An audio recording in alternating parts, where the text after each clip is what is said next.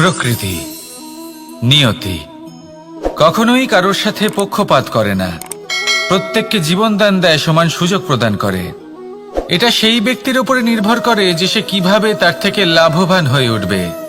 তার নির্বাচনের উপর নির্ভর করে, তার দৃষ্টিভঙ্গির উপর নির্ভর করে যে সে কতটা ধনাত্মক বা কতটা নেতিবাচক। দুই ধরনের মানুষ হন। এমন কিছু মানুষ হন যারা প্রত্যেক পরিস্থিতি, প্রত্যেক সমস্যা এবং বিপদে সুযোগ খুঁজে বের করেন। আর কিছু এমন মানুষ রয়েছেন যারা যে কোনো সুযোগে কোথাও না কোথাও থেকে একটা সমস্যা খুঁজে বের করেন। এবার আপনি কি চান? আপনি সুযোগ চান, তাহলে সুযোগ পাবেন। আপনি সমস্যা পেতে চান, সমস্যা তো আপনি চাইলেই খুঁজে পাবেন। চয়ন আপনারই, যে আপনি কতটা ধনাত্মক থাকতে চান, কতটা নেতিবাচক থাকতে চান। ধনাত্মক থাকুন, জীবনে সব কিছু সম্ভব হবে। আসুন আর আমার সাথে ভালোবেসে বলুন রাধা রাধা। যখনই আমরা কথা বলি জলরাশির বিষয়ে, যখন আমরা তুলনা করি, তখন আমাদের খুব ভালো লাগে মিষ্টি সরোবর, পুকুর, নদী। আর আমরা অপেক্ষা করে থাকি সাগরের জন্য, সমুদ্রের জন্য। কেন করি? কারণ এই সাগর, এই সমুদ্র, এ হলো অত্যন্ত বিশাল আর ভয়ানক। এর জলও কিন্তু নোনতা, যা আমরা পান করতে পারি না। কখনো ভেবে দেখেছেন এই সমুদ্রের অন্তরে এই নোনতা জল, এই নোনতা ভাব, এটা আসে কোত্থেকে? এই যে সমুদ্র, যে প্রবাহমান নদীর থেকে যে খনিজ নির্গত হয়, তার ভান্ডার হলো এটা। সেই খনিজকে নিজের অন্তরে গ্রহণ করে, সেই নোনতা ভাব নিজের মধ্যে সমাহিত করে, আর তারপর সেই নোনতা জল বাষ্পে পরিণত হয়ে ওপরে উঠে যায়, যা মেঘ হয়ে আপনার ওপর মিষ্টি বৃষ্টি হয়ে ঝরে পড়ে। এ হলো সমুদ্রের ত্যাগ, যার জন্য আপনি মিষ্টি জল পান করতে পারছেন, সে নদী থেকেই হোক বা সরোবর থেকে। সেই জন্যই হয়তো সাগর হলো এত মহান। হয়তো সেই জন্যই রত্ন সাগরে পাওয়া যায়। তাই মনে রাখবেন, ক্ষমতা তারই হয় যে ত্যাগ করতে জানে, কোনো বিষকে নিজের মধ্যে ধারণ করে নিতে জানে। তাহলে আপনিও এটাই করুন, এতটাই শক্তিশালী হয়ে উঠুন, আর আমার সাথে ভালোবেসে বলুন রাধা রাধা। বৃষ্টির ফোঁটা কত ছোট, কিন্তু সাগর কত বড়। হিমখণ্ড কত ছোট, হিমালয় কত বড়। কত পার্থক্য আছে দেখুন। দশরথ পুত্র রাম আর শ্রীরাম। দেখুন, একটা ফোঁটা একসাথে মিলিত হয়ে তখন এই বিশাল সাগর তৈরি হয়। সকল হিমখণ্ড যখন একসাথে মিলিত হয়, তখন এই বিশাল মহান হিমালয় গঠিত হয়। সেইভাবেই একটা ছোট্ট বনবাস দিয়ে শুরু হয়েছিল একটা যাত্রা, রাম থেকে শ্রীরাম হবার পথে, মর্যাদা পুরুষোত্তম হবার জন্য।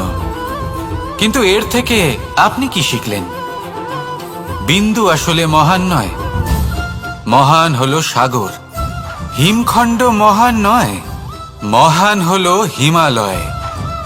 অর্থাৎ কোনো মহান কাজ করার জন্য বা মহান হবার জন্য আপনাকে আরম্ভ করতে হবে ছোট থেকে। একটা অত্যন্ত সরল কিন্তু একটা গুরুত্বপূর্ণ কথা আমি আপনাকে বলতে চাই। দেখুন, আরম্ভ করার জন্য প্রথমেই আপনার মহান হবার কোনো প্রয়োজন নেই। কিন্তু হ্যাঁ, মহান হবার জন্য প্রথমে আরম্ভ করা অত্যন্ত প্রয়োজনীয়। আপনি যদি শুরুই না করেন, তাহলে কখনো মহান হতেই পারবেন না। প্রকৃত নিষ্ঠা দ্বারা আরম্ভ করুন। আপনার পদক্ষেপ, আপনার কর্ম যতই ক্ষুদ্র হোক না কেন, তা করতে থাকুন, নিরন্তর চেষ্টা করতে থাকুন। তারপর দেখবেন এই যে মহানুভবতা নিজে পথ চলে আপনার কাছে আসবে। তাই আপনি এটাই করুন আর আমার সাথে ভালোবেসে বলুন রাধা রাধা। কোনো প্রাণী, মানুষ অত্যন্ত চঞ্চল হয়, একদম জলের মতো। জলও অত্যন্ত চঞ্চল, অত্যন্ত উৎসুক। জল সবসময় উৎসুক হয়ে থাকে আকাশের কাছে যাবার জন্য। সেই জন্য সে নিজেকে জ্বালায়, বাষ্প হয়, আর আকাশে পৌঁছে মেঘে সমাহিত হয়ে যায়। তারপর সেই জল উৎসাহিত হয়ে থাকে যে ও কবে বৃষ্টির ধারা হয়ে মাটিতে ঝরে পড়বে। প্রখর বায়ুর বেগ সহ্য করে, তারপর মাটিতে ঝরে পড়ে। এটা জল কিভাবে করতে পারে? তার উত্তর হলো এটাই যে জল যাত্রার উদ্দেশ্য আর মাহাত্ম্য বুঝতে পারে। আর সত্যি বলতে এই যাত্রা কিন্তু অত্যন্ত গুরুত্বপূর্ণ। দুর্ভাগ্যজনক বিষয় হলো এটাই যে মানুষ তার নিজেরও একটা যাত্রা থাকে, কিন্তু সে তার মাহাত্ম্য, তার উদ্দেশ্য বুঝতেই পারে না। সে শুধু ব্যস্ত হয়ে থাকে লক্ষ্য প্রাপ্তির দিকে, কিন্তু জীবনের যে আসল সুখ রয়েছে তা এই যাত্রার মধ্যেই লুকিয়ে রয়েছে। সেই জন্য এই যাত্রা যাপন করতে শিখে নিন, এর আনন্দ উপভোগ করতে শিখে নিন। কারণ যে ব্যক্তি এই যাত্রায় আনন্দ নিতে শিখে যান, আনন্দ উপভোগ করতে শিখে যান, সে নিজের লক্ষ্যে নিশ্চিত রূপে পৌঁছে যান। তাই নিজের এই যাত্রার প্রত্যেক মুহূর্ত উপভোগ করতে থাকুন আর এই আনন্দ সহকারে বলুন, রাধা রাধা। কথোপকথন অত্যন্ত গুরুত্বপূর্ণ। এটা প্রত্যেক সম্পর্কের জন্য, বরং জীবনের জন্য অত্যন্ত গুরুত্বপূর্ণ। যদি কথোপকথন না হয় তাহলে আপনি অপর মানুষকে বুঝবেন কি করে, বা উনি আপনাকে বুঝবেন কি করে? এবার কথোপকথনের দুটি পদ্ধতি থাকে। প্রথম হলো আপনি সামনের মানুষের কথাটা বুঝতে চাইলেন। দ্বিতীয় পদ্ধতি, আপনি নিজের কথা সামনের মানুষকে বোঝাতে চাইলেন। বেশিরভাগ সময় এটা হয় যে এই কথোপকথন ঝগড়াতে পরিণত হয়। কেন এমন হয়? কারণ না আমরা নিজের কথা সামনের মানুষকে বোঝাতে পারি, না সামনের মানুষ আমাদের বুঝতে পারেন। এটা কেন হয়? কারণ আমরা সামনের মানুষের কথাটা শুনি, কিন্তু সেটা বোঝার চেষ্টা করি না, তাকে উত্তর দিতে চাই। জীবনে সামনের মানুষের কথা শুনুন তাকে বোঝার জন্য, দেখবেন সব ভালো হয়ে যাবে। কারণ যে কোনো প্রশ্নের উত্তর আর যে কোনো উত্তরের আরও একটা প্রশ্ন, এটা শুধুমাত্র ঝগড়া সৃষ্টি করে। বরং সামনের মানুষের কথা শুনবেন শুধু তাকে বোঝার জন্য, তার কথা বোঝার জন্য। এই কথোপকথন প্রেমকে জন্ম দিয়ে থাকে। তাহলে আপনিও এটাই করুন আর আমার সাথে ভালোবেসে বলুন, রাধা রাধা। অমৃত আসলে কি? আমরা সবাই জীবনে অমৃত লাভ করতে চাই, কিন্তু এই অমৃত আসলে কি? এ কি অমরত্ব লাভ করার কোনো মন্ত্র, নাকি সামনে এগোনোর কোনো পথ? নাকি অমৃত সেই রস যা অসুর আর দেবতারা সমুদ্র মন্থন করে লাভ করেছিলেন? নাকি সেই ওষুধ যা ঋষি মুনিরা ভ্রমণ করে খুঁজে বের করেছিলেন? অমৃত যদি কিছু হয় তাহলে তা হলো আশা। কখনো কোনো মাতাকে দেখুন, উনি নিজের সন্তানকে কত আগলে রাখেন, তার যত্ন নেন, তার পালন পোষণ করেন, এই আশা নিয়ে যে পরবর্তী জীবনে এই সন্তান খুব বড় কিছু করবে, ওনাদের খুব ভালোবাসবে। এবার আগামী দিনে কি হতে চলেছে তা আমরা জানি না, পর মুহূর্তে কি হতে চলেছে তা আমরা জানি না, আগামী মুহূর্তে আপনি জীবিত থাকবেন কিনা সেটাও আমরা জানি না। কিন্তু আমরা অনেক বছরের পরিকল্পনা বানিয়ে ফেলি, সেটা অবশ্য মন্দ নয়। দেখুন, জীবন যাপন করার এই আশা, এটাই ভবিষ্যতের আধার হতে পারে। তাই এই আশা হলো গুরুত্বপূর্ণ, তাই একে নিজের সাথেই রাখুন। কথায় আছে যে ব্যক্তি নিরাশ হয়ে পড়েন, যার মধ্যে কোনো আশা বাকি থাকে না, তিনি হয়তো বেঁচে আছেন কিন্তু একটা মৃত জীবন যাপন করছেন। তাই এই আশার সঙ্গ কখনো ত্যাগ করবেন না, একে চিরকাল নিজের সাথেই রাখুন। জীবন আনন্দময় হয়ে উঠবে, আর এই হৃদয় তা ভালোবেসে বলবে, রাধা রাধা। মানুষের সবথেকে বড় শক্তি কি? তার বাহুবল, অর্জন করা ধন, নাকি তার পেছনে দাঁড়িয়ে থাকা তার সমর্থক বা প্রশংসকদের দল, নাকি ঈশ্বরের আশীর্বাদ? সেটা কি? মানুষের সবথেকে বড় শক্তি হলো একটাই, আর তা সকলের মধ্যে আছে, আর তা হলো তার নিজের অস্তিত্ব, যা অন্য কারোর মধ্যে নেই। সংসারে অনেক লোক রয়েছেন, কিন্তু কেউ আপনার মতো নন। এটা হলো আপনার শক্তি, এ হলো আপনার নিজস্ব শক্তি। দুর্ভাগ্যবশত বেশিরভাগ মানুষ এটা বুঝতে পারেন না, নিজের শক্তিকে চিনতে পারেন না। কিন্তু যদি আপনি চিনতে পারেন, তাহলে আপনি নিজের অন্তরে অনুভব করবেন একটা অসীম শক্তির অস্তিত্ব। যে সাফল্যের পথে আপনি চলছেন, আপনি দেখবেন যে এই সাফল্যের দ্বার নিজে থেকেই খুলে গেছে।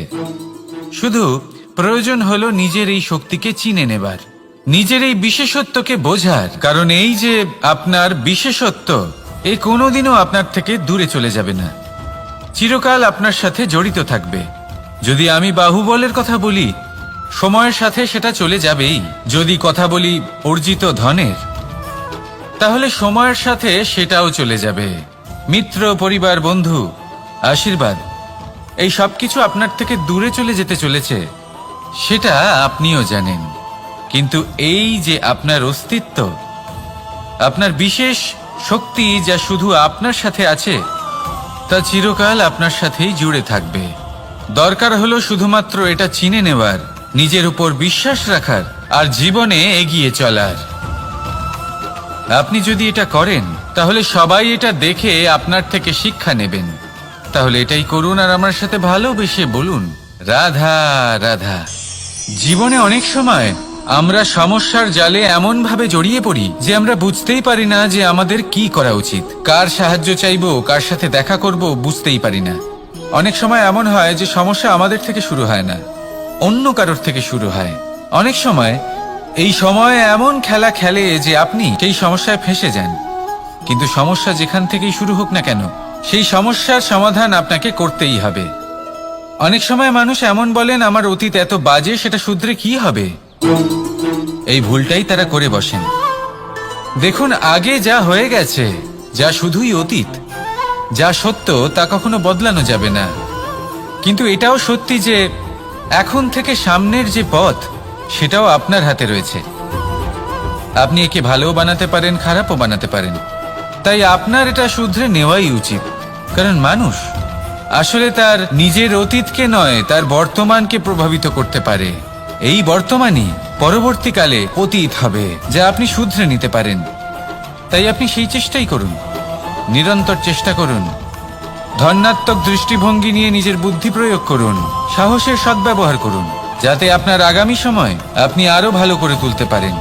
আপনার সমাপ্তি আর সমাপ্তির পথে এই যাত্রা, তাকে আপনি সুখময় করে তুলতে পারেন। তাহলে এটাই করুন, আর আমার সাথে ভালোবেসে বলুন, রাধা রাধা। আমাদের এই বর্তমান আর ভবিষ্যৎকে সুন্দর করার উপায় কি? কেউ বলবেন, আজ নিরন্তর পরিশ্রম করতে থাকো, কর্ম এবং চেষ্টা করতে থাকো। তার থেকেও বেশি গুরুত্বপূর্ণ কিছু আছে, বিগত অতীতের সাথে শান্তি স্থাপনা করা। কারণ অনেক সময় আপনার এই অতীত আপনাকে সামনে অগ্রসর হতেই দেয় না।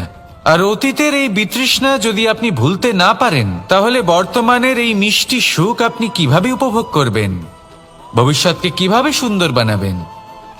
তাই এই অতীতকে ভুলে যান, এর থেকে যা শিক্ষা প্রাপ্ত করার করে নিন, আর বর্তমান এবং ভবিষ্যৎকে আরো সুন্দর করে তুলুন। আর আমার সাথে ভালোবেসে বলুন, রাধা রাধা। কথায় আছে যে নিজে করে দেখো, নিজে অভিজ্ঞতা প্রাপ্ত করো, নিজে শেখো, নিজে জানো। এতে কোনো কিছুই অনুচিত নেই। দেখুন, এমন নতুন কিছু করা যা আজ পর্যন্ত কখনো কেউ করেননি, তার থেকে যে অভিজ্ঞতা আসবে তা না শুধু আপনার জন্য বরং সবার জন্য লাভদায়ক হবে। যারা আপনাকে দেখে শিখছেন তাদেরও এতে লাভই হবে। কিন্তু সমস্যা কোথায় উৎপন্ন হয় সেটা আমি আপনাকে বলি। আমাদের জীবনকাল এতটাও বড় নয় যে প্রত্যেক কাজ করে আমরা অভিজ্ঞতা দ্বারা কিছু শিখতে পারবো। এবার ধরুন, এই যে আগুন গরম হয়, এটা জানার জন্য সংসারের প্রত্যেক মানুষকে আগুনে হাত দেওয়ার কোনো প্রয়োজন নেই। সংসারে অনেক লোক রয়েছেন, অনেক মহাপুরুষ ছিলেন, বিদ্বান লোক ছিলেন, বুদ্ধিমান লোক ছিলেন, যাদের অভিজ্ঞতা দ্বারা আমরাও শিখতে পারি। ওনাদের জীবনকে দেখে আমরাও অভিজ্ঞতা লাভ করতে পারি। যদি এটা করেন তাহলে জীবন আরো কিছুটা সরল হয়ে যাবে। নয়তো আমাদের কাছে তো বিকল্প রয়েছেই। আগুনে হাত দিয়ে দেখুন, সমুদ্রে ঝাঁপ দিয়ে দেখে নিন, অনেক বিকল্প রয়েছে। সিদ্ধান্ত আপনারই। তাই সঠিক সিদ্ধান্ত নিন আর আমার সাথে ভালোবেসে বলুন, রাধা রাধা। জীবনে যখনই আমাদের সামনে কোনো সংকট আসে, তখন আমাদের সামনে দুটো পথ খোলা থাকে। প্রথম পথ ভয়ভীত হয়ে যাওয়া, দ্বিতীয় পথ সাহসের সাথে তার সম্মুখীন হওয়া। এই দুইয়ের উদ্দেশ্য সমান, লক্ষ্য হলো সমান, আত্মসুরক্ষা, জীবন রক্ষা।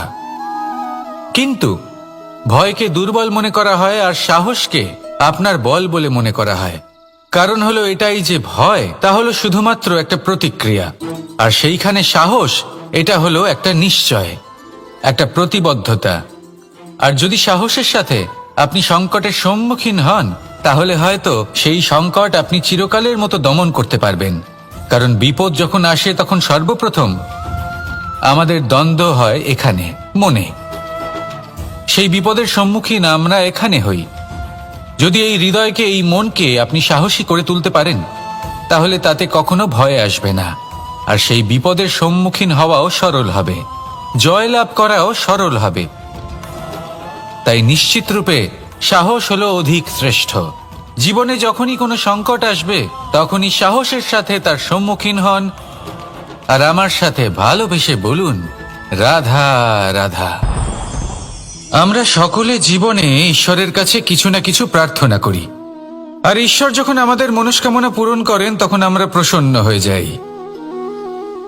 কিন্তু যখন ঈশ্বর আমাদের মনস্কামনা পূর্ণ করেন না, তখন আমরা ভাবি, সন্দেহ করি যে সত্যি ঈশ্বর আছেন। আপনাকে একটা কথা বলি, আপনি যদি ঈশ্বরের সম্মুখে নিজের ইচ্ছে বা মনস্কামনা রাখেন আর ঈশ্বর তা পূরণ করেন, তার অর্থ হলো ঈশ্বর এটা জানেন যে আপনার তার প্রয়োজন রয়েছে। কিন্তু যদি আপনি কামনা করেন আর তা পূর্ণ না হয়, তাহলে শুধু এটা মনে রাখবেন যে ঈশ্বর সেই সব দেখতে পান যা আপনি দেখতে পাচ্ছেন না। দ্বিতীয় কারণ হলো এটা, ঈশ্বর এটা খুব ভালো করে জানেন যে যে ইচ্ছে আপনি রাখছেন, সেই ইচ্ছে আপনি নিজের জোরে পূর্ণ করতে পারেন। তাই যদি আপনার ইচ্ছে ঈশ্বর পূর্ণ করেন, তাকে ধন্যবাদ জানান। আর যদি উনি আপনার ইচ্ছে পূর্ণ না করেন, তাহলে আরো ধন্যবাদ জানান। কারণ হয় উনি আপনার মঙ্গল চাইছেন, বা উনি আপনাকে ততটাই যোগ্য বলে মনে করছেন যে আপনি নিজেই নিজের ইচ্ছে, নিজের স্বপ্ন পূরণ করতে পারবেন। নিজের কর্ম করতে থাকুন, জীবনের সামনে এগোতে থাকুন, আর আমার সাথে ভালোবেসে বলুন, রাধা রাধা। একটা গাই আর একটা বাছুরের মধ্যে কেমন সম্পর্ক থাকে? একটা গাই নিজের বাছুরকে ডাকে, আর সেই বাছুর হাজার হাজার গাইয়ের মধ্যে থেকেও নিজের মাকে চিনতে পেরে যায় আর নিজের মায়ের সাথে এসে জড়িয়ে পড়ে। আর কিছুটা ঠিক এরকমই সম্পর্ক হলো আপনার কর্ম এবং আপনার কর্মফলের মধ্যে। আপনি যেমন কর্ম করবেন, আপনার কর্ম আপনার কর্মফলকে ডাক দেবে, আর আপনার কর্মফল কোথাও না কোথাও থেকে আপনাকে খুঁজতে খুঁজতে এসে আপনার সাথে জড়িয়ে পড়বে। তাই উচিত এটাই হবে যে আপনি সৎকর্ম করুন। কারণ ঈশ্বর যদি আপনাকে আপনার ভুলের জন্য ক্ষমা করেও দেন, আপনার কর্ম কিন্তু করবে না। তাই যদি আপনি দুষ্কর্ম করতে চলেছেন, তাহলে আপনি প্রস্তুত থাকুন। আর যদি আপনি শুভ কর্ম করতে চলেছেন, তাহলেও আপনি প্রস্তুত থাকুন। আপনার কর্ম যেমন হবে, তেমন ফল আপনার কাছে নিজে থেকেই চলে আসবে। আজ না হোক কাল, কাল না হোক অন্য কোনো সময়, অবশ্যই আসবে। আসুন আমার সাথে ভালোবেসে বলুন, রাধা রাধা। আম এবং নিম, এই দুই যে যার স্থানে অত্যন্ত বিশেষ, অত্যন্ত শ্রেষ্ঠ। আম আমাদের শক্তি বাড়ায়, আর অন্যদিকে নিম রোগের সাথে লড়াই করার আমাদের ক্ষমতা বাড়ায়। এবার আম অত্যন্ত মিষ্টি হয় আর নিম অত্যন্ত তিক্ত। তাই এই কারণে কি নিমের নিরাশ হওয়া উচিত বা নিজেকে ঘৃণা করা উচিত? তার স্বাদ তিক্ত? কখনোই নয়। দেখুন, নিম তিক্ত, এতে নিমের কোনো দোষ নেই, দোষ হলো জিহ্বার, যে মিষ্টি পছন্দ করে, তিক্ত পছন্দ করে না। কিন্তু যদি আপনি নিজের জীবনে নিমের প্রয়োগ না করেন, তাহলে আপনার রোগ প্রতিরোধ ক্ষমতা বাড়বেই না। তাই নিম হলো অত্যন্ত গুরুত্বপূর্ণ। এর থেকে আপনি কি শিক্ষা পেলেন? এটাই যে জীবনে কখনো অন্য কারোর মাপকাঠি দ্বারা নিজেকে পরখ করবেন না। আপনার যোগ্যতা, আপনার বিশেষত্ব, আপনার গুণ অপগুণ, এই সব কিছু আপনি নিজে বুঝে নিন, সেটাই যথেষ্ট। আসুন আর আমার সাথে ভালোবেসে বলুন, রাধা রাধা। আপনি কি কখনো কুয়ো থেকে কাউকে জল বের করতে দেখেছেন?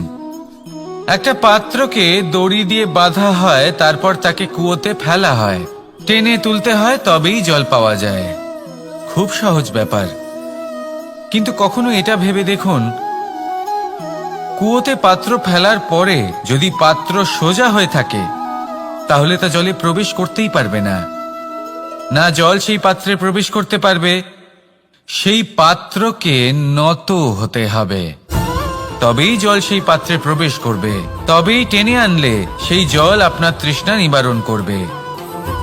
আর এর মধ্যে জীবনের একটা মূল্যবান শিক্ষা লুকিয়ে রয়েছে, এমন এক শিক্ষা যা সংসারের প্রত্যেক মানুষের জন্য গুরুত্বপূর্ণ। আর সেই শিক্ষার নাম হলো বিনম্রতা। সংসারে প্রত্যেক মানুষের বিনম্র হওয়া উচিত।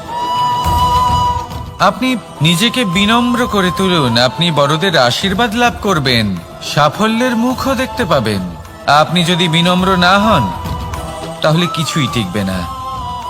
সেই জন্য বিনম্র থাকুন আর আমার সাথে ভালোবেসে বলুন, রাধা রাধা।